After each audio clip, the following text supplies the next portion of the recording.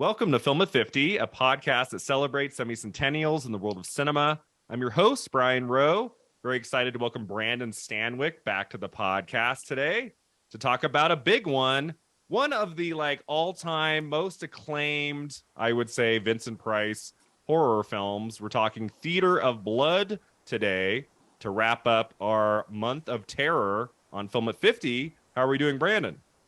I'm doing great. Looking forward to discussing this film that I had not seen in a long time. So it was really nice to revisit. Yeah, take me through your kind of introduction to this movie. When did you first see it? What was your reaction? Like, how long has it been? I probably saw it when I was in high school. Vincent Price's film House on Haunted Hill, directed by William Castle, was kind of a big turning point for me when I saw it as a kid. It was sort of what drew me into both classic film and horror. And I found out as I grew up that my great-grandmother kind of had a thing for Vincent Price. And so I started watching more Vincent Price films. And, eventually I came across Theater of Blood. And in high school, I was a big, drama club kid. And so I was really big into Shakespeare at the time. And so a lot of my interests crossed paths when I watched Theater of Blood. So it's always been a bit of a favorite for me. That's so cool. So you had seen this a while back. Because this was the first viewing for me. I knew so little of this movie when I put it on 2 nights ago. I thought it was going to be like an anthology horror film. I thought it was going to be, because I think he's in a couple of those. I feel like I've watched at least one where it's like 3 or 4 different stories throughout the 90 minutes. I thought that's what this was because of the title. Theater of Blood to me sounded like it was going to be a few stories in one. And in a way it kind of is. Yeah, he has a few anthologies. Because I've gotten some Scream Factory Blu-ray sets that had a lot of his movies. I don't think this one was in them. I don't think I had all 3. I got 1 or 2 of them in the last 10 years. I don't think this was ever on there because I would have watched it. But this was my first time watching this movie. Didn't know that Diana Rigg was in it. Didn't know the story. And boy, was I taken with this. This was really, really fun. Yeah, I had forgotten that Diana Rigg was in this. I think at the time I watched it, I had no idea who she was. Right. To be honest, I didn't really know who she was until Game of Thrones.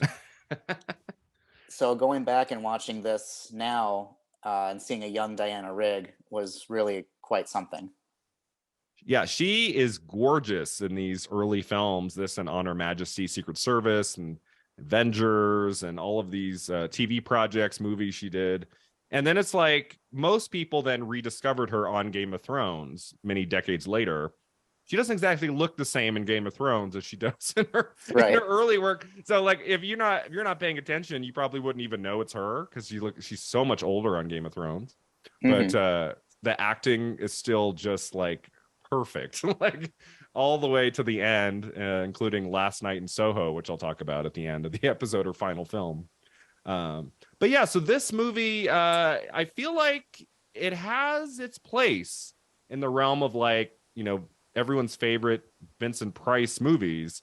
You reached out about it a few months ago. I had another guest who said something about it last year saying, oh, you get ready in 73, you got Theater of Blood. So I'd heard some rumblings about this movie. So I put it on don't disappoint me movie. Don't. And I really had a good time with this one. It's, it's a little bit similar to The Abominable Dr. Phibes. Have you seen that? So that's one that I have not seen, though I have attempted to. When I was going through my Vincent Price films, I was renting movies from the library. And when I got that one, the disc was pretty messed up. And so I never actually made it all the way through. And for some reason, never reattempted until now. I'm getting it tomorrow from the library. Okay. So a little bit late for this, but I am going to watch it. So I'm looking forward to that. It's very similar in that it's like the basic story is the same. Like Vincent Price is wronged in some way, and then he takes revenge on a bunch of people in grotesque and creative ways for the entire movie. So it's kind of similar in that regard. We talked about that film, I want to say 2 years ago. I believe that came out in 71. So that would have been, I think that might have been like our Halloween episode of 71 or around there. But so we talked about that film, and I remember my main criticism of that movie was that it's like it gets a little monotonous after an hour. You're like, okay, how's he going to kill the next guy? And if there's one criticism I have for Theater of Blood is that it does have some of that similar, like the elements of who's he going to kill next? How's he going to do it? And that's really the whole movie. I Mm-hmm. felt like this one was more successful though, because of the Shakespeare element. I felt like that made it more interesting as a viewer. Like in Abominable Doctor Phibes, there's like a gothic element to that movie, but it's not quite as tongue-in-cheek and funny as Theater of Blood is. I do think this is the better movie. Yeah, that's sort of why I like Theater of Blood quite a bit. It's not taking itself too seriously, and it's sort of grounded in this Shakespearean foundation. So you have an idea of where he's going. I mean, they even tell you the list of plays at one point, so you know the order, the style that he's going to kill people Yeah. in if you're familiar with those plays.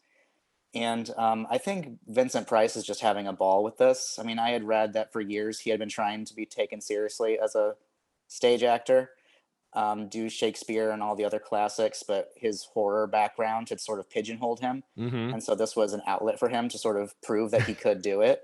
And Yeah. in a way, channel a lot of his frustrations with those critics into these critic characters that he's murdering.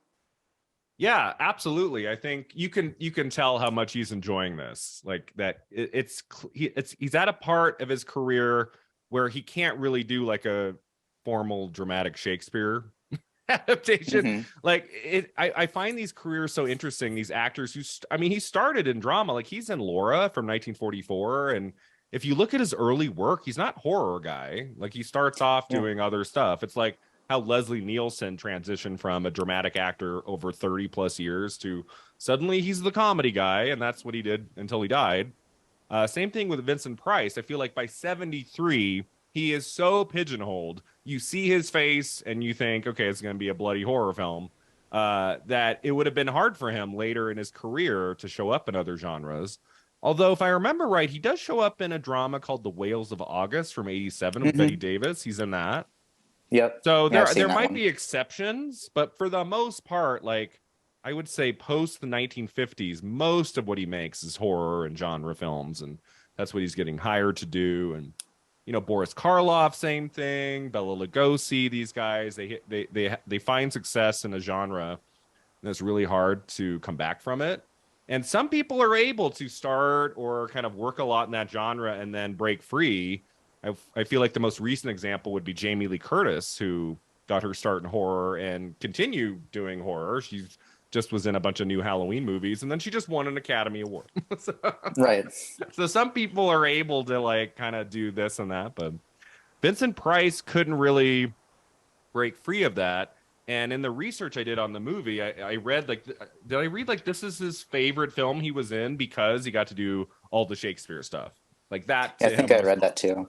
that to him made this a really special experience because he's like making a similar film to what we're used to, but he's really bringing it in those moments where he's playing all of these different characters with makeup effects, prosthetics, if you just like watch what he's doing before the murder, like it's like he's performing on stage and he's having Oh a great yeah. time. Oh, yeah, and I think he really delivers in like a sincere way. Like when he has this to be or not to be soliloquy during one of the flashbacks, and I legitimately think it's very good. Mhm. Like like I was watching this movie again, and I've seen several versions of Hamlet on film, like Laurence Olivier's and David Tennant's and so on. And I'm just watching Vincent Price do this, and I was like, he's on par with some of these like legitimately heralded Shakespearean actors. I think he's actually very good. Do you think he did he do any Shakespeare like on stage like early in his career? I didn't find anything online that said he did, but I feel like Not in that I'm his aware of. earlier days, I don't know how much theater he did, but I feel like in his earlier days before horror, it would make sense to me that he would have gotten his training and he would have done some of this Hmm. on stage, but he probably thought like later in life, maybe I'll have the opportunity to be in a Shakespeare movie adaptation or something. And then he's like, well, I guess Theater of Blood is the closest thing to it. Yes, I did have that in my notes here. This was a favorite film of his, as he had always wanted the chance to act in Shakespeare. And then before or after each death in the film, he recites passages of Shakespeare giving Price an outlet to deliver many, many famous speeches from his work. So I wasn't familiar with all of them, but I was familiar with enough to really take to all of that. Yeah, I don't think you need to be a Shakespearean scholar by any means to enjoy this film. I think the movie does enough of the work for you to where you can just sort of sit back and go along with it. Oh yeah. Yeah, I feel like many, especially like younger viewers, won't pick up on a lot of those references, Right. but I don't think you need to know those references to really enjoy the movie. Like Hmm. they're so some of these kills are so creative. It's like, I think about the guy who he just stuffs with like that chunky liquid that's like a soup like comprised of his two dogs. Is that right? Like he Yeah. like he like turned his dogs into this mush, kind of like, Yeah. and that's out of Titus, right? Which is a Yep. play I've never read, but I've seen the film with Anthony Hopkins. Yeah. That's Titus was a favorite of mine when I was younger, probably because it's one of the goriest of Shakespeare's plays, and I saw a really funny student production of it, like a college student production of it. And I say funny because they wasn't trying to be a comedy. It was just staged in a funny way. Where there's a pit that someone gets thrown into, and they had a flat in front of the stage where someone would just jump off the stage and fall behind this like little wall, and so they had all these people behind this little wall for a while, and then the flat falls down, and you just see all the people just kind of laying there, and it was kind of hilarious. So I have good memories associated with Titus that amplified my enjoyment of that murder. Yeah, I feel like if you're going to put on a Shakespeare adaptation, like high school or college, like Titus would be a tough one. I feel like with all the blood and gore, and I feel like it'd be easier to put on like Hamlet, Probably. even though a lot of people die in Hamlet too, like everybody. Hmm. But not it's not. I feel like based at least on the film with Anthony Hopkins, it's very stylized, and there's a lot going on in that movie. I feel like that would be a tough one to pull off for younger people, but there's just a lot of creativity in this movie, even beyond the deaths. I mean, all of the performances are really strong. Diana Rigg is great in this, and she makes a Hmm. very convincing man, would you say? Yeah, I mean, of course, I know going into this, I knew that that was a ruse, but I think she does a really good job with it. I think she leans fully into the deception. Yeah. I mean, there's a part of the movie where she's got like the curly hair and the mustache, and it looks like a man, and in the same shot she rips off the mustache, rips off the hair, and she's gorgeous, and I'm like, wow, that's a trick. Hmm. Like that she was able to do that in the same shot. Like you think she would have like applied makeup or so she commits to this material in a way that I feel like, I don't know, I mean, Diana Rigg, she feels like kind of a prestige performer, and she's coming off of On Her Majesty's Secret Service, which is, many consider one of the greatest Bond movies. She's great in that. And then for her to like choose to do this movie, it's interesting to me. Like I Yeah, and then wonder how she that came about. right, and then she would go on to do the Muppets in the '80s. The Muppet Caper, right? The second one. Right. Yeah. So I But love that when these actors who you would think of as too polished to do something like this just commit full hog to the yeah, material. I don't know what is it just I don't know, is it her name? Like I don't know a whole lot about Diana Rigg, but this feels to me like a project, a Vincent Price R-rated like horror film, like that she would have been like, no. And not only did she say yes, she like fully commits and it's just like fantastic all the way through, which I think Yeah, is great. she's great. I love that she has this sort of early '70s like British ice queen Yeah. demeanor that I also sort of associate with Glenda Jackson a little bit. She's sort of on that same level, I Right. think.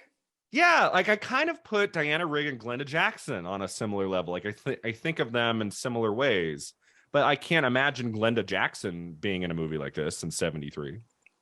No, but I would love for her to prove me wrong. I wish she had. You know, like I feel like Theater of Blood is a little bit higher end than say like Abominable Dr. Phibes, or I mean Vincent Price would kind of say yes to everything, kind of like Robert De Niro now. Hmm. Yeah. If the check clears, he'll show up, kind of a thing.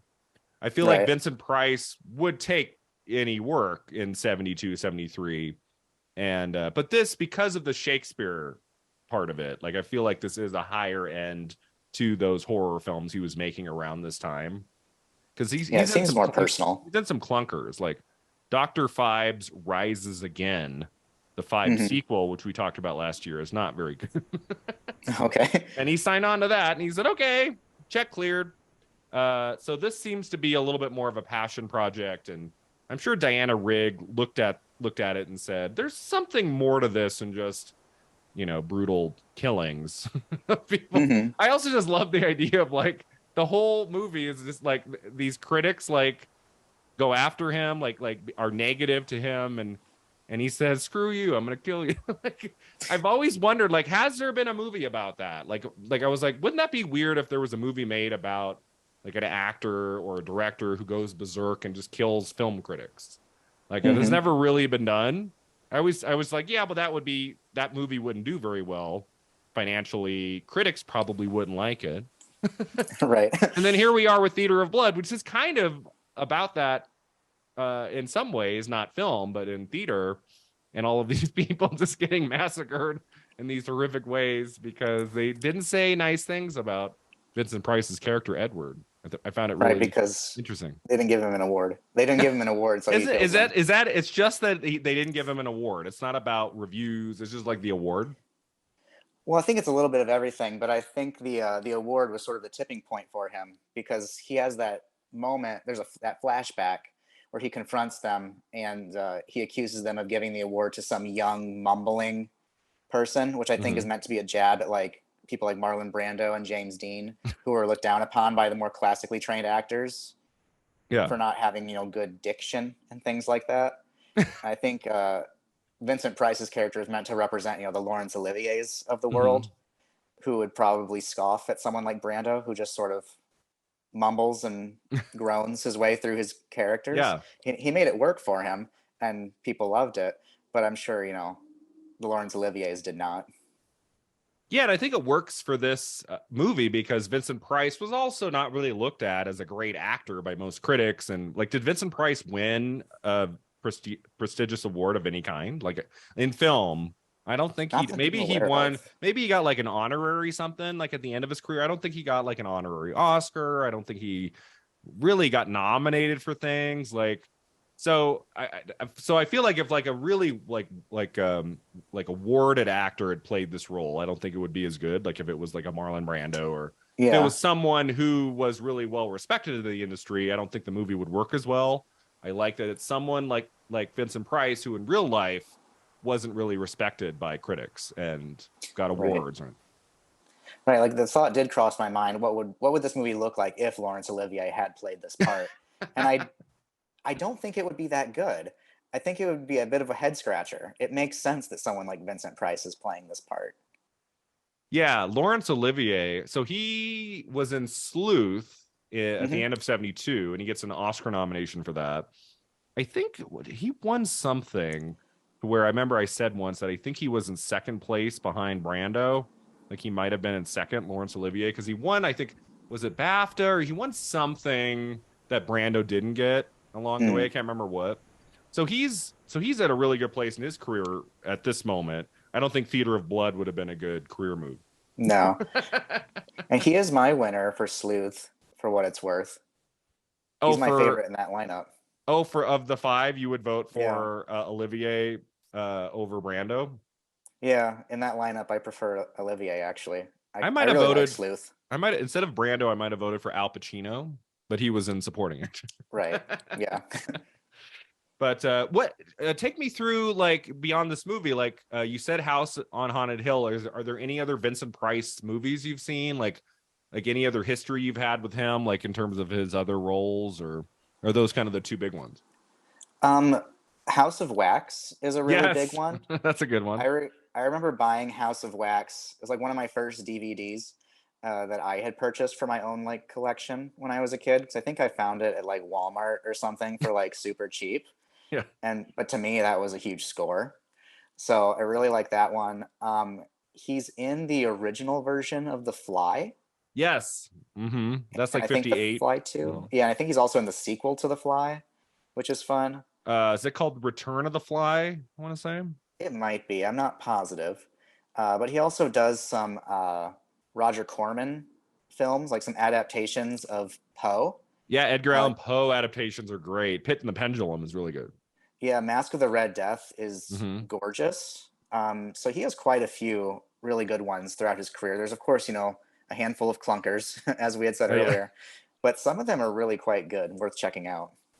Yeah, I would highly recommend the Edgar Allan Poe adaptations. There were a lot of them on those Scream Factory Blu-ray sets. Like I watched 3 or 4 of them, and some of them are gorier than you expect for like Hmm. 1964. Yeah, Like you're like, what? Like they got away with this? But it's kind of like Theater of Blood. Like when it's more than just like a slasher or just like people getting killed. Like when the material is elevated to be like a Poe adaptation and there's really beautiful sets and it's 1857. Like there's a little bit more going on than just kill kill kill that I feel like can bore Vincent Price. But when he's in kind of a prestige kind of like Edgar Allan Poe adaptation, then he really sinks his teeth into the role and he seems to be having a better time. yeah, yeah. I think he really leaned into a lot of the more intellectual horror um, Right. of the time, like the more literati type stuff. But yeah, how many credits is he in? He has over 200 acting credits, which is Right. insane. Like I would love for someone to just go through all of them. Yeah, a lot of them are TV credits, Are they but TV? quite a few film. Yeah, Yeah, I mean, probably some. I mean, like one of his last credits is Tiny Toon Adventures narrator, right. which I think we all, if you're old enough to remember that show, we all watched that. And Right. I would say his last significant credit would be Edward Scissorhands. Like he has a Hmm. great couple, is it 2 or 3 scenes in that movie Yeah. that are really moving? Like his last scene where he dies, like it's really sad. And I feel like he was like he's credited in a couple other little things, but that was like his last really important role in a film, I would say. Yeah, I remember watching Edward Scissorhands for the first time in like middle school. Like for some reason, we watched Yeah. it in middle school, and when Vincent Price came out, I was like, "Oh my God, it's Vincent Price!" And no one knew, no one knew who he was, except This, for me. you in middle school knew who Vincent Price was? Yeah, because like I had seen House on Haunted Hill by Oh, that okay. point, and a few other things. I kind of grew up on Turner Classic Movies growing up Right. in my grandparents' house, so I knew enough of his work to be able to recognize him. You're like seventh grade turning to your friends. You're like, oh my God, it's Vincent Right. Price. They're like, what? Yeah, basically. Yeah. My memory of Edward Scissorhands was also seeing it very young. And the end where that really violent death with the Anthony Michael Hall character, I remember watching it thinking, I'm too young for this. This is too much. And I always think that moment keeps it from being like a big like Christmas classic because that does that one part gets really violent. And I always Hmm. feel like that kind of holds back the young kids from seeing it. But it's such a great movie. So Vincent Price's first role is in 1938, a film called Service Deluxe. And I mean, one of his early roles is in The Invisible Man Returns from 1940 by Universal. So right at the beginning, he's kind of stepping his toe into horror. But if you look at his career in the 1940s, it's mostly dramas and action adventure. Probably his most famous film from the 40s is Laura, which is that wonderful like film noir from 44. And then in the 50s, it's still, if you scroll through it, it's still a lot of like dramas and things. I think we start to tip over to horror with the film you mentioned, House of Wax, 1953. That's successful, and then that leads to more. I feel like House of Wax is where it starts.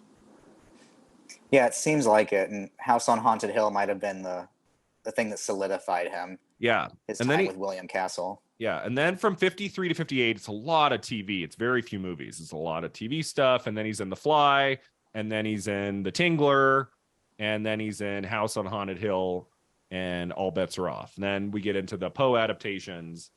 And then I was thinking about it today, like, how many more significant leading roles does he have in a movie after Theater of Blood? Isn't this kind of the end of his reign? Like, is he in a lot of leading roles after this in movies? I'm like pulling it up here. I don't think there's much after this. Yeah, I'm No. looking at it. It doesn't Yeah. seem like there's a lot. It's a lot of TV and a lot of looks like minor roles in films. Like it had like there's two films in 74 that I have not heard of. Madhouse, and then he's in a 75 film called Journey into Fear. I have not heard of that. And then the rest of the decade, it's mostly TV. The Love Boat. We should watch this episode of The Love Boat. Oh, sure, yeah. So, I mean, I feel like this might be outside of like a stray reference. This might be the last episode I talk about Vincent Price on Film at 50. Like, I don't know what's coming up here. I don't know, like some of these minor films I probably wouldn't do an episode of. So this might be the last one. At least, I mean, unless I'm doing this all the way to Edward Scissorhands, which I don't expect. That's probably not in the cards. But well, you'd have to be doing this podcast in the year 2040. 2040. Yeah, no, I feel like a few weeks ago, someone was like, if you're doing this in 2069, you can talk about Parasite. And I was like, 2069. I was like, how old am I going to be? I'm going to be like 85. Like, if I'm still sitting here at 85, like, today on the podcast, we're talking about Parasite. I'll be like, that's the long haul, Brian. Right. I'm just trying to get to Jaws. That's the goal right now. So I don't think we're going to talk about Vincent Price again after today's episode. Like, what is it about Vincent Price have you found to be like really add something to a film, to a character? Like, what does he bring, do you think, to a movie? I think he has a screen presence unlike just about anybody. Yeah. Like, I can't think of another person who even rivals him in terms of what he does. And he does sort of have this sort of classical approach to a lot of his work. Like, even when he's in these sort of schlocky films, he's kind of treats it like it's high theater. Yes. And I think that's always appealed to me. Yeah, that's absolutely right. Like, even if it's like one of his clunkier efforts, I feel like he's always giving 100%. Like, he's trying.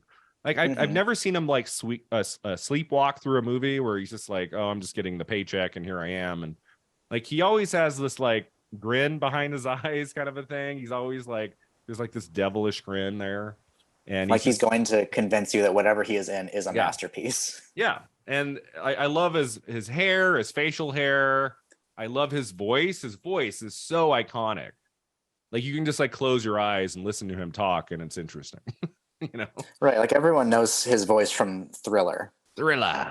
Yeah. Like growing up, everyone hears Thriller, and whether they realize it or not, that's, they're hearing Vincent Price. And he did a lot of Scooby-Doo.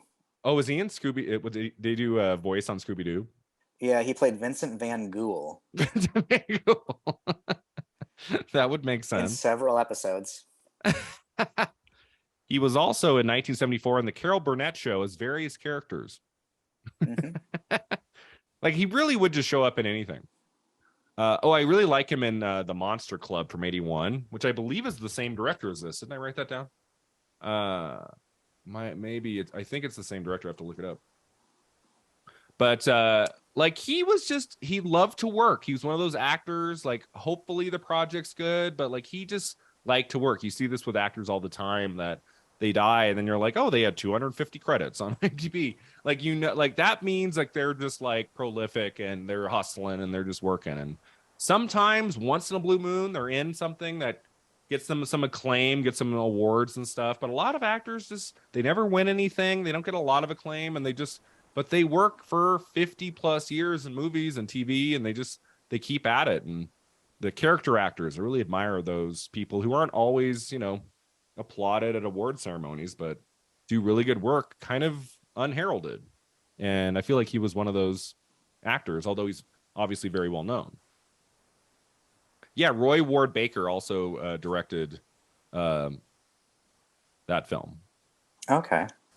He's also kind of like not super prolific, but I mean, almost 70 projects as a director. Also a director that's, not a lot of people would know about. But he did Asylum, I think. Asylum, yeah, which is around this time, 72, I want to say. Yeah. Which is that Price or is that not Price? I never got to that last year. I was always meaning to watch it. I try to catch up on the horror films. Peter Cushing. Peter Cushing, okay, and Britt Charlotte Eklund. Rampling. A young Charlotte Rampling. I need to watch that. Asylum. Hmm. Is that an anthology movie? Yeah, it's like four stories sort of tied together by by an asylum. Oh, okay. Oh, so I'm getting it confused because I just recorded an episode about the Vault of Horror. Oh. So he directed that movie, which is a follow up to Tales from the Crypt. Hmm. This film's director is Douglas Hickox, who I have to look him up on IMDb here, like what everything he did. But the director was quite enamored of the cast he'd assembled portraying the doomed critics in this movie, saying the cast was so good, all I had to do as the director was open the dressing room door and let the cameras roll. You ever For the wonder about, critics in Theater of Blood. yeah, for the critics? He didn't have to say anything. I always wonder, like, how much do directors do when they get like a really good cast? Like, how much do they have to say? Like, I've heard stories where they just kind of stay out of the actor's way. They just roll the camera. Yeah. Have you ever been to a set of a movie? I went to the set of the movie The Cooler in 2001 or early '02, somewhere around there. The film with Alec Baldwin and William H. Macy and Maria Hmm. Bello. And I was there for about 3 hours just watching them film this one scene. The director never got out of his chair. Yeah. I'm like they would do a take and then a second take, and then they'd like redo the lights and move the camera over. And he was just sitting over there like this. Hmm. I'm like, he never once got up and like directed them. So I'm like, huh, maybe this job's not too difficult. Right. So when I went to film school and I made movies, and I was always like between takes, like, okay, do it like this and let's try this. And I was never just I think it's different when you have actors at a certain level that you don't need to like be directing them Sure. every second. I think Robert Altman had once said that 90% of his job was just picking the right actors. Picking the right people. Yeah, I've heard directors say that. Like the director on set has to do more work if it's not cast well, and the Hmm. performance isn't quite coming through, then they have to do more. And but if they get really talented actors in the right roles, then they can just kind of sit back and let them do their thing. Yeah, and focus on the filmmaking. Yeah, and focus on the technical aspects. And maybe like here now and then, like there's something that comes up and they're like, oh, I don't like the tone of this, or redo it. But for the most part, don't have to focus on working with the actors. Um, let's see. One piece of trivia about this movie I found interesting was that Diana Rigg introduced Vincent Price to his future wife, Coral Brown, during the making of the movie. So Diana Rigg, not just a great actress, she's a great matchmaker. Yeah, and Coral Brown plays one of the critics that he kills. Yeah. So he The lady murders he he murders electrocutes. her and then he married her. Yeah. All right. Have you ever seen Oh, is that Auntie the one he Mame? electrocuted? Yeah, Yeah, as a I've seen. reference to like Joan of Arc. Oh, Auntie Mame with Lucille Ball. No, the one with Rosalind Russell Oh, from okay. the 50s. Oh, right. Coral Brown is in it. Okay. Mm-hmm. And I think she was robbed of a supporting actress nomination. So I think she's fantastic in it. That's the closest she came to a nomination. She won the Tony, I believe, Oh, for okay. Auntie Mame, the play, and then they made the film and she was snubbed. But I think she's fantastic in it. I'm always bummed when an actor has a great career and there's that one role that one year where they come really close to an Oscar nomination. It just doesn't quite come through, and then they never get a chance again. I'm always bummed when that happens. Like, oh, they were this close. Yeah, I'm pretty sure, I'm going to look it up to double check. I'm pretty sure I read that Coral Brown won the Tony for the play when she and Rosalind Russell did it on stage. So she's the one who gets electrocuted in that chair, Hmm. like who comes in. Oh, she's gorgeous. Yeah, Yeah. she's great and has a lot of presence in that scene and does a very believable job of being electrocuted. I thought that Yeah. like she could have really like overdone it to where it looks stupid, or she could have just sat there and that wouldn't have looked right. Like she found the right balance there. Like it looked like she was genuinely getting electrocuted. Her eyes are all big. Like that was a good scene. So he killed her and then a few weeks later married her. I like that. Hmm. Sorry about that, honey. I think they were together until one of them passed. Oh, okay. So it wasn't just a quick like Hollywood marriage. No, I think they were together for the rest of their life. Oh, that's cool. Yeah. So after killing her, he said, I'm gonna make this last. This one's gonna be forever. Yeah, basically. But yeah, so she's really great. You know what I was also struck by in this movie was how gory it is at times.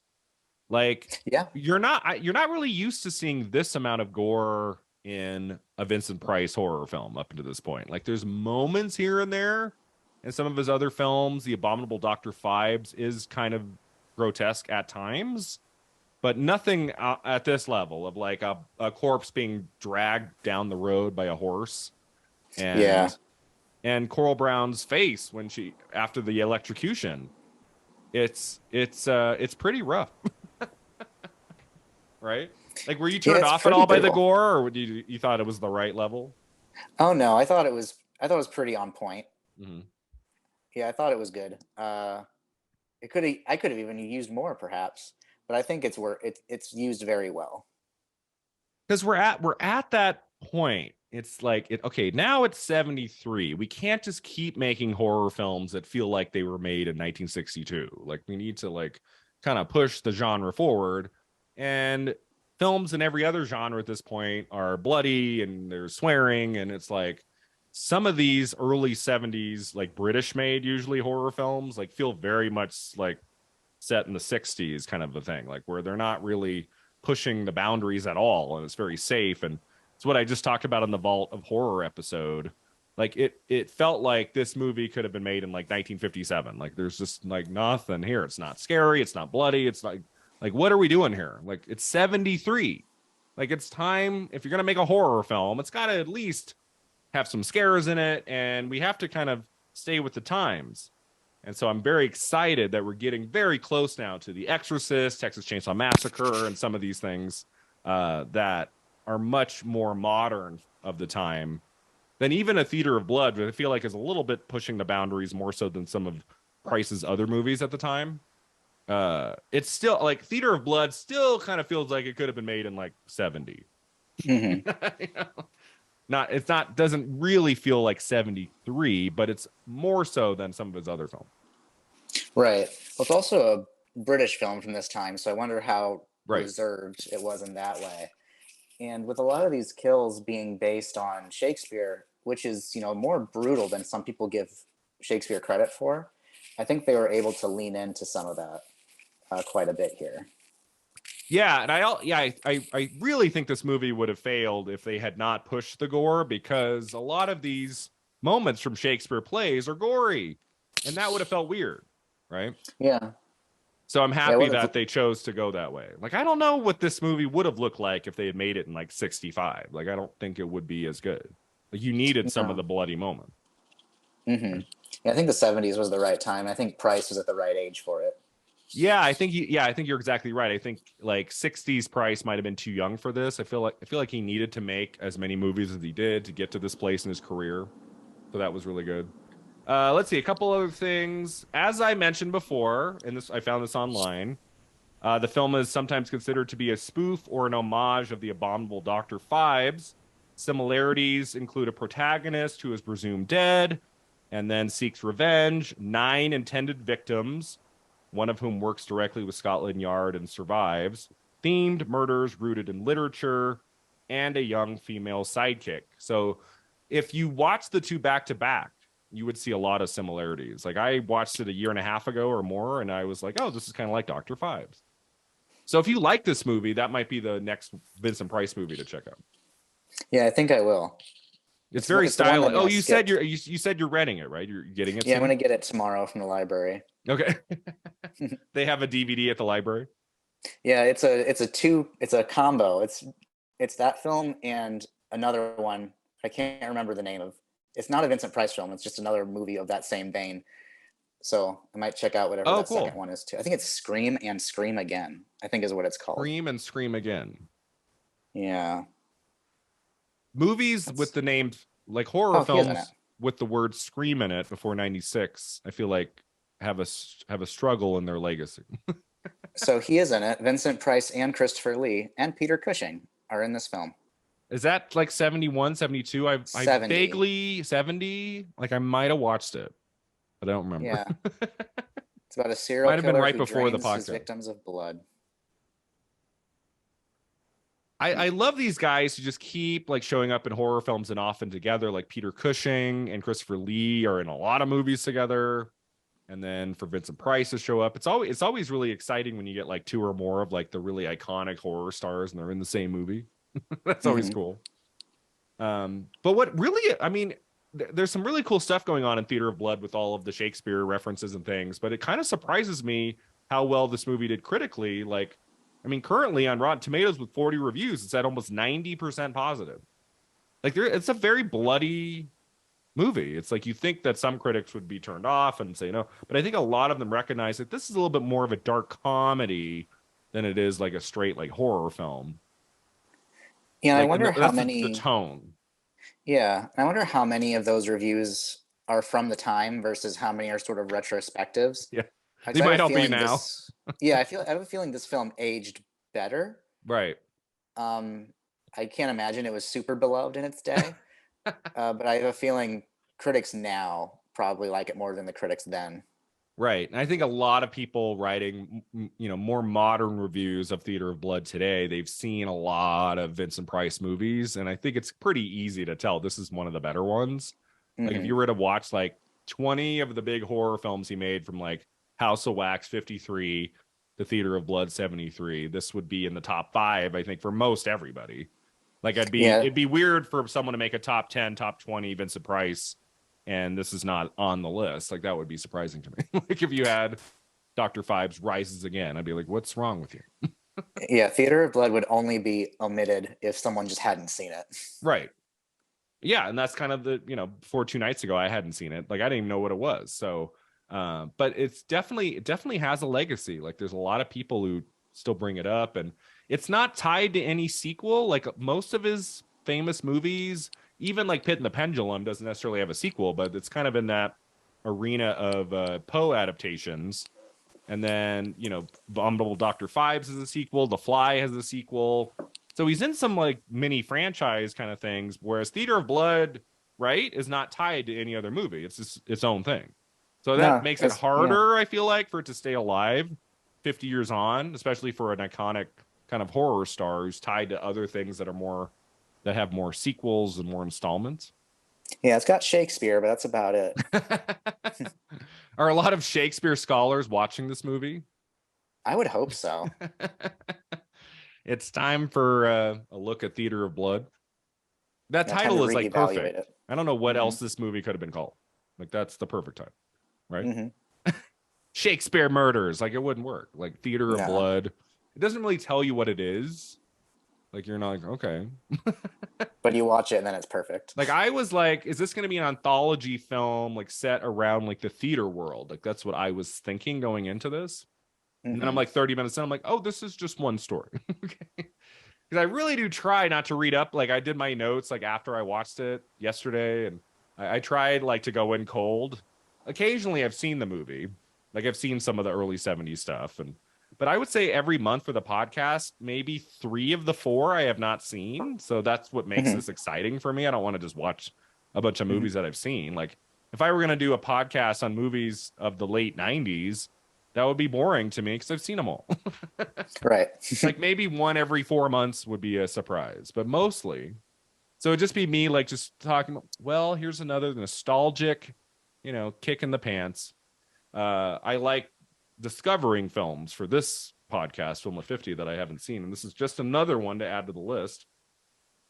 So this is probably more modern because it's, who said this? The Los Angeles Times called Theater of Blood quite possibly the best horror film Vincent Price ever made. Certainly, it affords him the best role he's ever had in the genre, a triumph of witty, stylish grand guignol. Is that how you say that? Guignol? I think so. It allows Price to range richly between humor and pathos. And then another critic called it deliciously campy and wonderfully funny. Theater of Blood features Vincent Price at his best. So, yeah, I mean, it's not like, oh, this is a nice little film. It's like a lot of them are very positive. Say, like, check it out. So I don't like, do a lot of people, even horror buffs in 2023, know of this movie? Like, are a lot of, is it known in the wide kind I'm of, not sure. Probably not very wide. I would imagine it's not quite as big as Price's other things, like his work with Corman. right? Like, I think if you only have kind of a vague history of like horror classics, like of the 50s and 60s, like I think you have to know Vincent Price's work. But Hmm. I consider myself a huge horror buff. I've seen a lot of Price's films. I've seen at least 10 or more. And I didn't know what Theater of Blood was. So I feel like, well, if I don't know what it is, I feel like a lot of people might not be aware of just how great and kind of creative this installment in the Vincent Price horror canon is. So I'm happy we're doing this episode to bring some light to it, you know. Yeah. My last piece of trivia about the movie, did you know that this film was adapted for the stage? I did read that after I watched the film again. I believe Diana Rigg's daughter was in it. Diana Riggs, like her daughter. So let's see.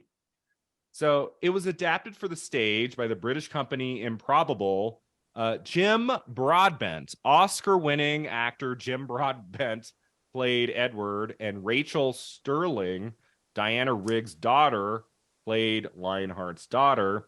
The play differs from the film in that the critics are from British newspapers, and the only set is the abandoned theater. That makes sense to me. Like if you're going to do this on stage, like that set would make sense.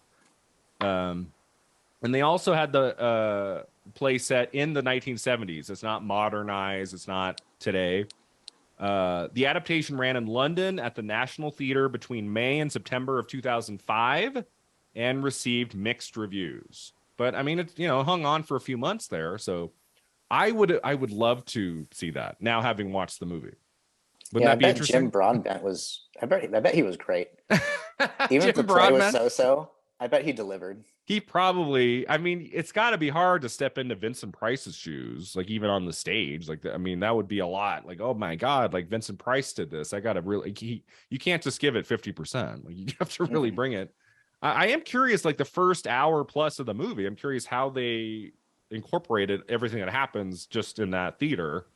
I guess they just brought to life some of those kills by, instead of going to a house or going outside, like they just brought them back to that theater. I guess that's probably how they did it. But I'm curious about like the perhaps. gore effects. Like, how did they pull that off? Yeah. Be fun to see. So I feel like every 4 months this comes up. Like there's a film we talk about, and it's like, oh, this was adapted for the stage. And once you've like watched the movie, then you're like curious, like how would that have been? I was in Europe in August and September of 05. I should have made my way to London. I I wonder didn't if this play know. has ever been remounted since, or revived. Be Yeah, really I've just interesting. even in 05, it just kind of seems striking to me that someone said, let's do an adaptation of Theater of Blood. Hmm. Maybe someone was like, we could do like this, it's doable. Like it's kind of about the theater, and the movie ends in a theater. Like, let's just do, did they burn the whole theater down in front of the audience? That'd be cool. It gets really dramatic at the end. Like let's spoiler alert, we're going to talk about the ending, but once we get to the big finale in that theater, I mean, and there's that guy, man. He's got like what is like, that contraption he's in. I mean, some of this movie feels like we're in Saw. Like Yeah.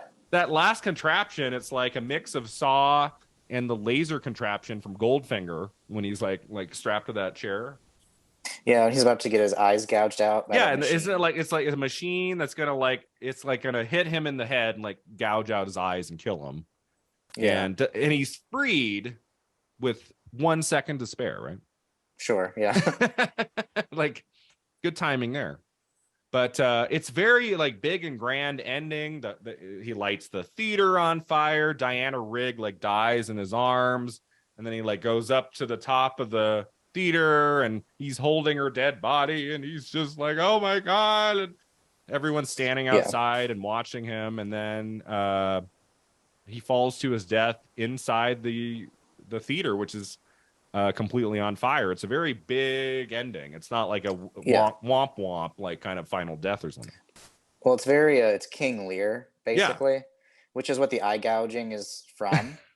It's from Hmm. where Gloucester gets his eyes gouged out, and then Lear's daughter Cordelia dies in his arms, and then he basically dies of a broken heart. Yeah. So it's basically this movie's twist on Lear, Hmm. and I really think it's cool. Yeah. I mean, I feel like if this movie had not ended in such a big dramatic way, it wouldn't have felt right because of all the Shakespeare references and all the creative kills. Like we needed like the Vincent Price character to die in a very theatrical way, and he does. And I like that we don't linger. Like he falls to his death and then roll credits. Right. I've said that before on here, especially like horror films and things. Like, does it bother you when a movie's over and then it goes on for 10 more minutes? Sometimes, yeah. This is a movie that didn't really need a long denouement or Yeah. coda of any sort. Hmm. I think Lionheart dying and then the curtain falling is all you really needed, Yeah. because And the that movie had its grand climax. and that line, I like that line. I can't remember it word for word, but he kind of a melodramatic or something. He kind of criticizes the final performance of Vincent Price, and he says, "But he sure knew how to make an exit." Yeah. I like the ending line. That was good. Any other kills in the movie? Anything else we haven't talked about? Like, I mentioned that guy getting dragged along the road by that horse was pretty horrifying. The electrocution's good. Felt And very the like out of Halloween 2. yeah, the fencing fight scene is pretty Oh yeah, fun, yeah, that one's where good. they're fencing each other while jumping on trampolines in a gymnasium, which is just hysterical. Yeah. Yeah, I mean it doesn't have a lot of lulls. Like it kind of like Dr. Fives, it gets a little repetition at times with like, okay, another death. It's like, and I mentioned this on the Dr. Fives episode, you never feel, maybe until the very, very end, you never feel like the Vincent Price character is ever in danger. Like you never feel like Hmm. he just always feels above everything. You can just kind of sit back and relax and know that he's just never gonna die because he's just always in control and he knows what he's doing. And that can get kind of dull after a while. Like if you don't ever feel like the villain is in jeopardy, like he's just gonna kill all these people. It can feel a little monotonous. I feel like that there was a little bit of that in Theater of Blood. I felt like the pacing at times we could have had a little bit more energy, but it is like a British made horror film of the early 70s, is a different vibe.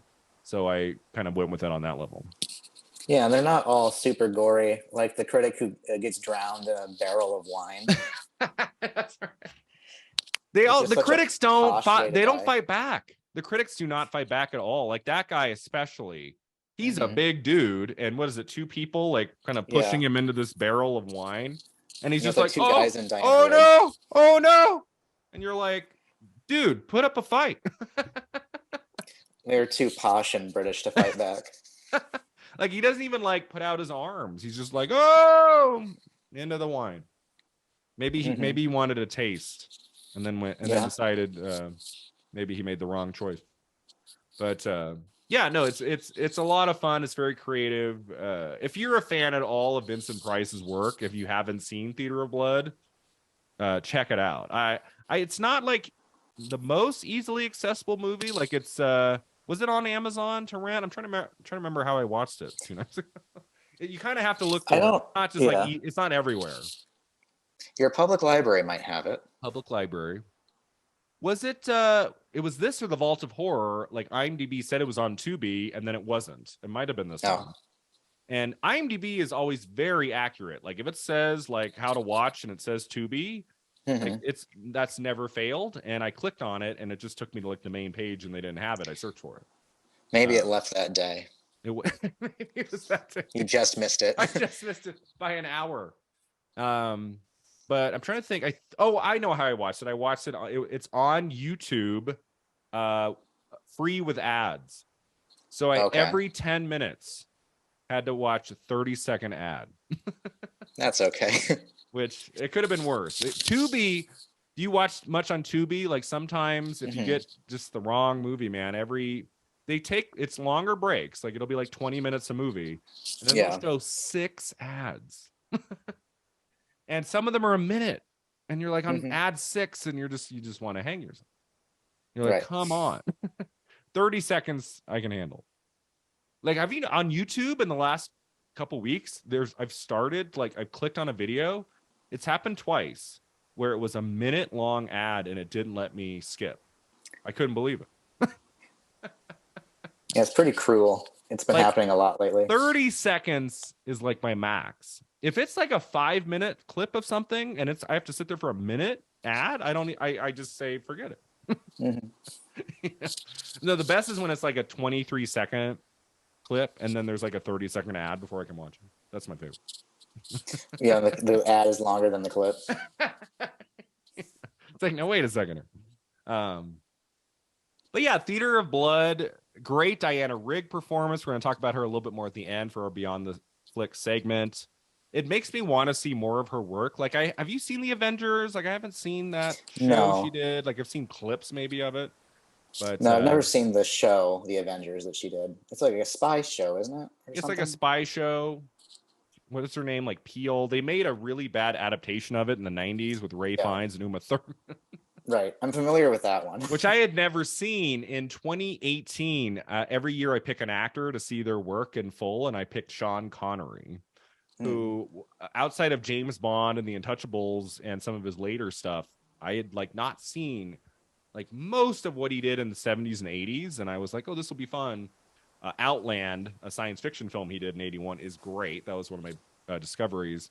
But then I got to week 46 or whatever it was, and I was like, I guess we're watching The Avengers because he's the villain. And God, it's rough. It was so bad. And I'm like, how did they get these 3 great actors for a movie this terrible? Yeah. The movies Connery did in the 70s with Sidney Lumet are pretty good. Yes. The Offense. The and Offense. The Hill is 65. That's like that's an early, like, really good dramatic performance of his. The Offense is good. The Anderson tapes is interesting. That's also Lumet. And Murder on the Orient Express. And then they collaborated on one more film called Family Business in 89 with Dustin Hoffman and Matthew Broderick. A very, I would say, underrated drama. Like, it's really, I found it really compelling. I don't know if I've seen that one. It's like, how is this movie not known at all? Like, it's got these 3 great actors in it, and Sidney Lumet directed it, and it's like I'd never heard of it until I watched it. So I want to see The Avengers. I want to see more of her films. Like, she's in some feature films, theatrical films I haven't seen. But I really liked her in this. This was really fun. Like, she's really going for it. She's not sleepwalking through this movie getting a paycheck. Like, she's on Vincent Price's level, and I'm just happy that these two collaborated once in their career in a movie. Like, it's not 2 people you would assume would ever be in something together, and they work off each other really well. So anything else you wanted to say about Theater of Blood before we move to our final 2 segments? Just that I highly recommend it to anyone who's never seen it. Yeah, it would be like, I'd probably give it like a strong 7.5 out of 10. Like, I wouldn't go up to like a 9 or something, but it's one of the better discoveries I've had on the podcast, I would say, in the last 6 months. Like, I've had a few discoveries that didn't really go down so well. This was one of the really fun ones. I really enjoyed it. Yeah. All right, so that takes us to our final 2 segments. The Divine Double Feature. What's a modern film you would pair with Theater of Blood? What would go well with this, you think? So I wasn't sure which direction to go in with this. And at first I thought about other revenge films. Right. And a lot of the big ones were coming up in my head, like movies like I Spit on Your Grave and things like that. But then I realized something I like so much about Theater of Blood is how petty Lionheart is. A lot of revenge films, the person seeking revenge is doing so because they were like greatly wronged, or someone in their life was murdered or raped or something. Yeah. With Lionheart, they just didn't give him a stupid critics award, and he snapped. And it's kind of petty. And so I was thinking of other films about, a supposedly great actor who's not taken seriously, who's trying to be taken seriously. And I thought of Birdman. Oh, that's a good idea. And Birdman even has a scene that I come back to on YouTube every once in a while when I'm writing a review, where Michael Keaton's character confronts the critic in the bar, Oh, and right. he takes her notepad and sees all of her notes about the play she's reviewing, and he's just like, these are just labels. They're just adjectives. There's nothing in here about craft. There's nothing in here about technique. And he just goes off on her because he's, this very an actor who takes his craft seriously, but he's only ever seen as this movie star with no talent. And for some reason, even though they don't seem like two movies that would go well together, I think there's something there between these two Yeah, that's protagonists. a really neat idea. Wow, pairing Theater of Blood with Birdman, the Oscar winner for Yeah. Best Picture. But you're right. It's like Michael Keaton's very frustrated in that movie, right? He's Hmm. frustrated, like, I'm more than this. I'm a good actor. Like, I don't want to just be known for these like comic book movies. And so that's a really cool pairing. I like that. Yeah. Like, could a modern day horror film open with like a scene at the Academy Awards and there's an actor sitting in the audience and he's won the Golden Globe, he's won BAFTA, he's won SAG, and then they call someone else's name and he's just like, get me the list of every Academy member. Right. But what I And like that's the about Theater opening. of Blood is it's not even the Oscar. It's just a little Critics Circle Yeah. prize. Like it's like if the critics, like the Dallas Fort Worth Critics Circle, didn't give someone their little internet award, uh, and some actor goes crazy. Like I was watching this, thinking of the current state of like awards punditry, uh, and thinking of all the critics, uh, who have their own little internet circles, giving their little awards, and Oh, right. I can say that because I'm a part of one, and it's kind of funny thinking about a serious actor just going off on these critics because they chose someone else. I'm always amazed when a lot of these actors will like show up to accept a prize from some like smaller ceremonies that aren't like, Hmm. SAG or Oscar or BAFTA. Like, a lot of them will just like, if they're nominated, they win, like they'll be there. It doesn't matter the size of the group or who's voting. If there's a camera And involved, they'll yeah, be there. then there's when Halle Berry iconically showed up to the Razzies The with her Oscar, Razzies, like with her Oscar in hand. like crying, right? Like she's like, "Oh Yeah. my God, thank you." That was great. I like when that happens. When Sandra Bullock shows up to accept her Razzie for All About Steve, and then the next night collects her Oscar for The Blind Side. Like I like when that happens, and you're like, okay, that I mean that's pretty unheard of, especially when it's in the same year. Hmm.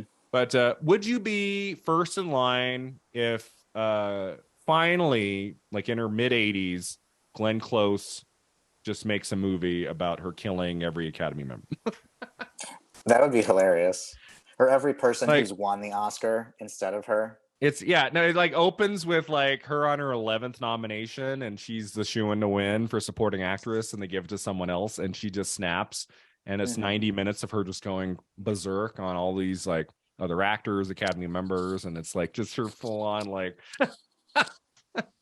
just absolutely goes insane. Like I would watch I'd that. love it. Hmm. Right I think across she would between like Sunset Boulevard and Theater of Blood. yeah, like just like a late stage, like whatever happened to Baby Jane, like modern day, just like an actor who's Hmm. has she done any horror, Glenn Close? Like is she like I guess the closest would be Fatal Attraction. Yeah, I don't think and she's ever done like a full on horror film. I don't think she's ever made one. yeah. I Like can't it think would of one be off the top fun. of my It'd be head. fun if, like when she's in her 80s, like if she just does like she just makes like a and Well, I've F the Academy like horror film where she just brutally murders like 800 people. well, I've been saying for a while something that I really wish would make a comeback is I wish they would bring back the hag exploitation Yes. subgenre, Yeah. like the things that Whoever Betty slew Davis did Auntie so Roo. well. Yeah, I think people like Glenn Close and Sigourney Weaver would just make Oh, mincemeat out of those films. yeah. Hush, hush, sweet Charlotte kind of a thing. Yeah. I I was so excited when they were doing Ocean's 8 publicity. Kate Blanchett was sitting next to Sandra Bullock, two of my favorites. And Betty Davis came up in the interview, and Kate Blanchett says, "Oh, I love when Betty Davis later in her career did horror. Whatever happened to Baby Jane is just amazing."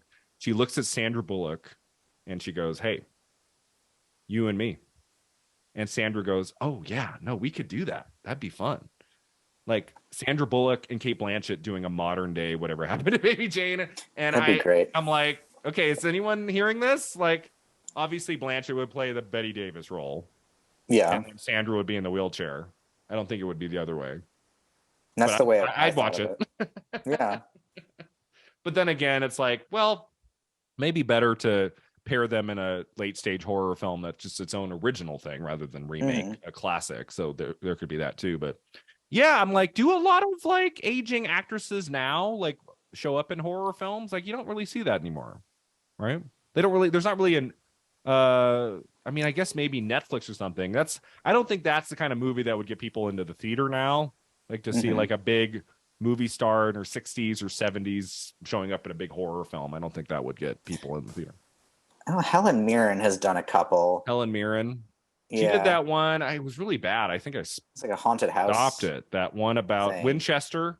Yeah. Wasn't that? But like Helen Mirren's not going to get people into the theater. Yeah. Barbara Hershey's done a few in recent years. Lynn Shay doing all the Insidious movies. Yeah. I feel like most like kind of A-list actresses now just kind of stay out of horror. Like unless it was just a banger of a script, unless it was like a Hereditary Toni Collette kind of thing, like where it's just obviously a great project. But like Cheese Fest, like slasher, like you don't see any big A-list actresses in that now. Unless they're like they haven't been in anything like in 20 years. Like maybe they'll show up. Yeah, I love those movies too, and I wish they made more of them. It's partly why I adored Feud on FX. Yeah. Did you watch Feud? I did, yeah. And I'm watching it knowing a lot of this is embellished. Like probably most of this didn't happen, or like, but oh god, I love seeing those great actresses playing these other great actresses, and I would love like something like Feud to be made about other movies like every year. Just like getting this like who's who of great actors playing all of these industry figures, and when it's the 8 hours, 8 episodes, and it goes beyond just what you think it's going to be, it's like, oh, it goes into like, you know, Trog. You're like, holy shit, this is great. I would love more of that kind of stuff. I would love for Kate Blanchett's done a few. She did that what's it called, Miss America? What was that? Mrs. America. Yeah. Sandra Bullock has never done like a long form like limited series where she got to really sink her teeth into a role for 8-hour-long episodes. I've always been waiting for that.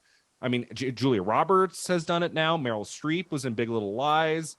Like Sandra Bullock is like the last major actress holdout, like to do like a limited series. Mayor of Easttown, Kate Winslet. Like there's so much great stuff there. Sandra Bullock is one of my all-time favorite, and I'm just like, come on. Ryan Murphy, pitch or something. Yeah. Get her in. She's still holding on to her movie star status. Still like, and that's, I mean, she's like, what did I think she tied with Julia Roberts for the most $100 million movies.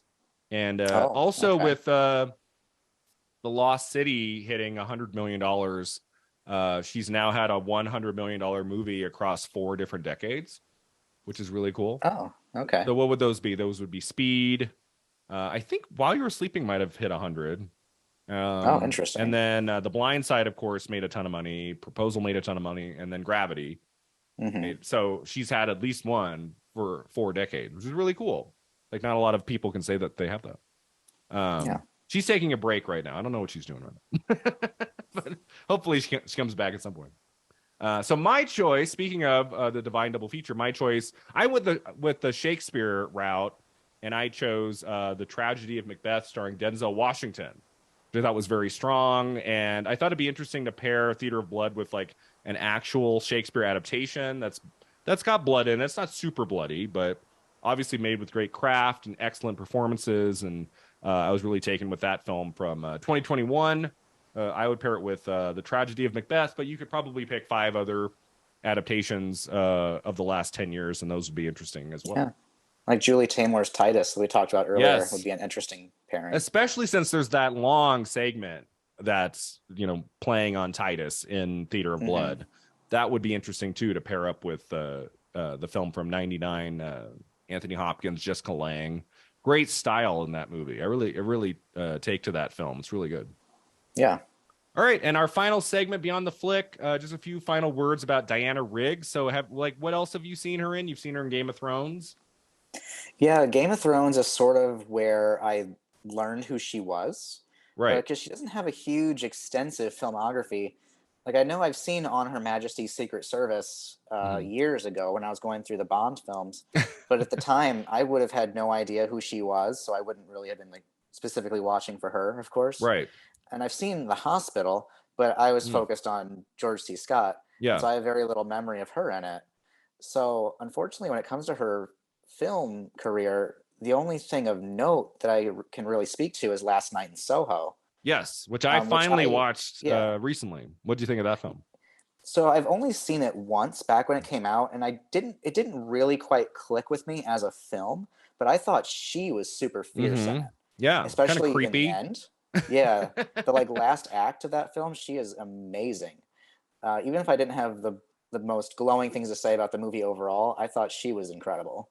Yeah, I was the same way. For me, it was like a 6 out of 10. There's a lot to like in it. Like there's like it's on the cusp of being really good. And it just like I don't know what it's the tone or the pacing. It's very long. Like there's just something Yeah, about it doesn't quite all gel together. But Edgar yeah. Wright's of course a great director, and there's a lot I liked in it.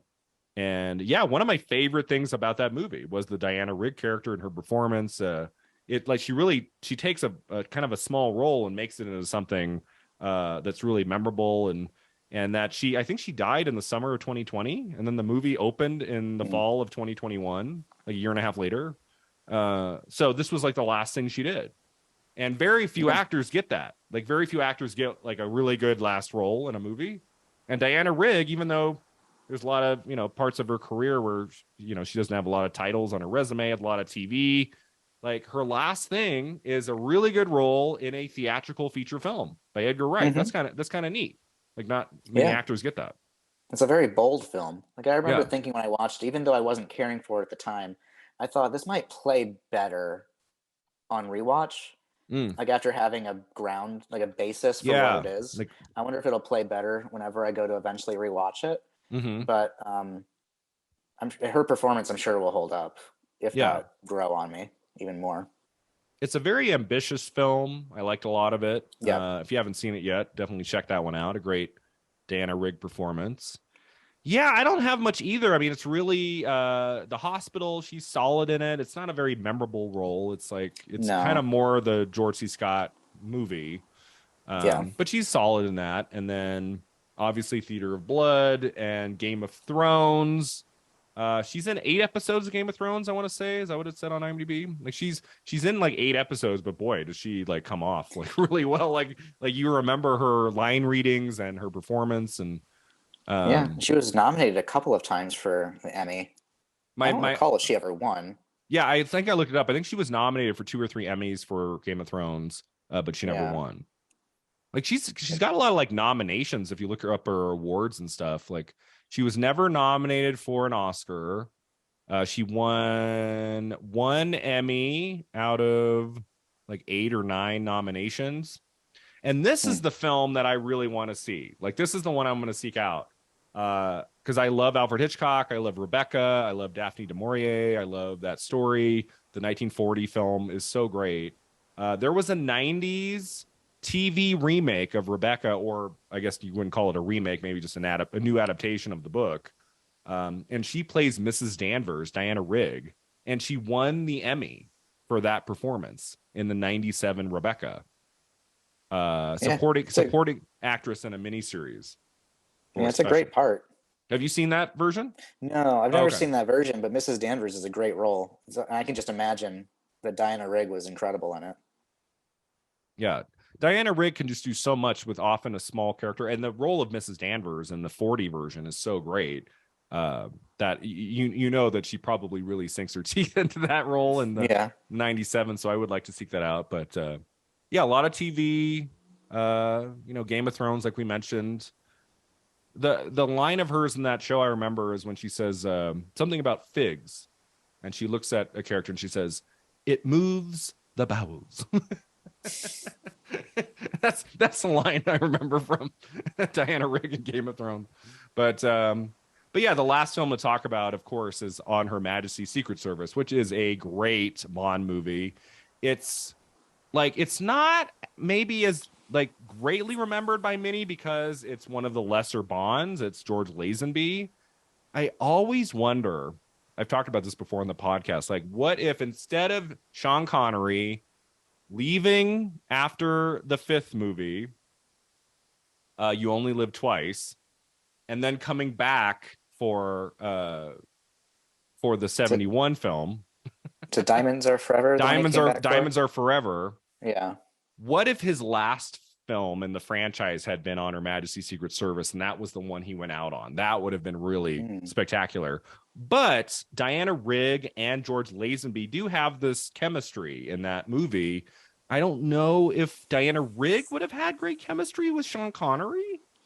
Like, I can't really see them together. Like, maybe it would have worked, but there is a chemistry she has with Lazenby that I like in that one movie. But that would be far and away for me. Like, that's the best film she ever made, was On Her Majesty's Secret Service. It's very epic. It's like one of the longer Bonds. It's like 2 hours and 20. And it was the first one to really go somewhere new. Like, oh no, we're going to have them get married and then she's going to die. And it's like this really sad ending. It's like no other Bond movie until Daniel Craig really ever went there. So it was kind of one in a million there. Yeah, I need to rewatch that one because I've only seen it once, and it was back when I was a kid. And I think that direction that it goes into was not vibing with me at the time because I was definitely more into what the Connery films are doing. And so I think as a kid, I didn't appreciate it. And now seeing where the franchise went with Daniel Craig, I wonder how well that film plays in retrospect. Yeah, it'd be interesting to pair like No Time to Die, the newest one, with On Her Majesty's Secret Service, because both are about longing and relationships that go beyond just the one movie Bond girl, and then death. So I think that like that would be interesting. But I'm like, what a bold move in '69. Connery's out. We're setting up a new series of films potentially with George Lazenby, and it ends on that really melancholy note. Like nobody walking out of the '69 On Her Majesty's Secret Service is going to be like, all right, let's go get dinner. I bet a lot of people were walking out disappointed there was no Connery, and then just really just like dejected by that ending. So it's like, it's not a mystery why George Lazenby just showed up for that one movie. It's like they were like, no, let's get Sean Connery back for Diamonds Are Forever. Like, let's pay him what he wants. No one wanted sad Bond. And then you never get an ending like that. I mean, you get a little bit more like not sadness, but you get a little bit more character with Timothy Dalton in his two movies. And then Pierce Brosnan's kind of back to the funny and, you know, more outlandish Bond, you know, surfing, Die Another Day. And then we finally bring it back to a grounded level with Daniel Craig and his 5 films, which I don't know about you, but it's for me, it's like first movie, great. Second movie, thumbs down. Third movie, great. Fourth movie, thumbs down. Fifth movie, great. So it was like this. It was like, it's like every other movie is going to be solid. But 3 out of 5 ain't bad, you know? But I just saw in my email inbox yesterday that George Lazenby is going to do a Q&A at the Aero Theater in Santa Monica for On Her Majesty's Secret Service in April. Oh, wow. Which will have probably happen by the time this drops. But like that's so crazy to me when the movie you were in came out like 50 plus years ago, almost 55 years ago, and you're going to go to a Q&A about the film at the Aero. It's like, what have I not been asked about this film? Well, it's probably the only film people really know him for these days. Yeah. You know, that guy's when they open it up to the crowd, some guy's going to say, so why did you only do one film? And he'll say, never heard that question before. But that would be a thrill. If I lived in LA, I would totally go to that to see George Lazenby in person and to see On Her Majesty's Secret Service on the big screen, like with a Prince. Like that would be really cool because it's really good. If you haven't seen that one in a long time, now that we've gotten through the 5 Daniel Craig movies, like go back and watch On Her Majesty's Secret Service. It was really ahead of its time. Great character drama, and Diana Rigg, just fantastic. Great performance. Great movie. Mm-hmm. All right, that takes us to the end here. Brandon, thanks for being back to talk about Theater of Blood. As we wrap up here, I'd love for you to promote anything you'd like to talk about and tell our listeners where they can find you online. So the only thing that I really have going on right now, work-wise, is I have a website, fearsomequeer.net, where I review movies and books, mostly horror, Oh, but cool. sometimes I veer outward. Then you can find me on Twitter at Brandon Stanwyck, and I'm also on Letterboxd. Okay, very cool. So thanks again for being here, Brandon. Thanks to all of you for listening. Thanks for being with me these last 4 weeks. That concludes our month of terror. When we get to May, we're going back to other genres, but it's been fun for the last few weeks to just talk horror movies. It's my favorite genre. And once in a blue moon, like sometimes like once a year, like there'll be like 4 horror films of note that all came out around the same time. And I'm like, let's just do a month. And so Theater of Blood wrapped up that little mini series here on Film at 50. You can find us online at filmat50.com. We're on Twitter and Instagram. Check out my YouTube channel, Brian Rowe Video, for all things Oscars. And until next time, remember, 50 never looked this good.